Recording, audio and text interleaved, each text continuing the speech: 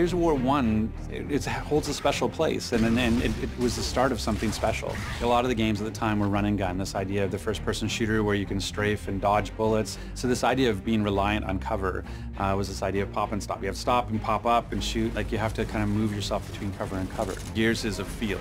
How does it feel to go into cover? How does it feel to pop up and shoot? How does it feel like to chainsaw? Like, that's one of the things that was really focused on. I believe at one point we even said that we're not attempting to fix gameplay. We're going to give the player the experience that they remember. Then we started thinking about that more and more, and the game is 9 years old. People expect different things from games today than they did back then. What you're trying to do is tap into the nostalgia, but with all the positives. It's finding the negatives of the nostalgia and trying to, sand them down is really what we're trying to do, as opposed to changing the game fundamentally. It's meant to be, hey, it feels like Gears of War 1, but without the messy parts. So the initial months of this project, there was a lot of research. Pretty early on in the project, we had a playtest organized with a bunch of players from the community. I think it's really important that gameplay still feels the same, like to a T. Who knows that better than the players themselves? We brought out a group of professional players to test the game, and took down their feedback, recorded their gameplay, interviewed them, and got some great perspective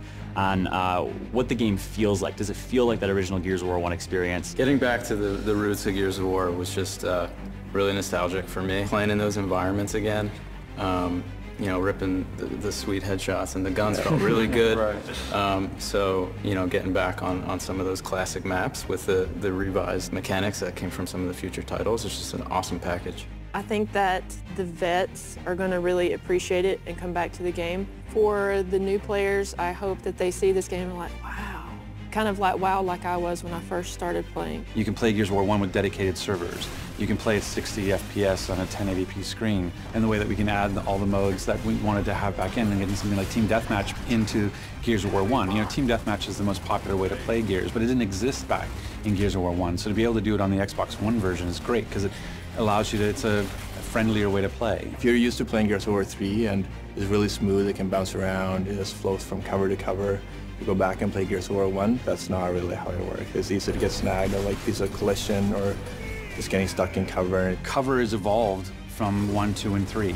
There's certain things you have to do to make those types of improvements where it feels like it's current gen, or you don't want to feel like, oh wow, I went from Gears 3 and stepped all the way back. But things like, oh, I don't get stuck as often, and oh, the controls work the way I expect them to, that makes total sense. We had to go and look at, okay, selectively and surgically, what are the right improvements to bring back so that we gain those advantages and those learnings from Gears of War 3, but we don't lose the feel of Gears of War 1, and I think we've really done that.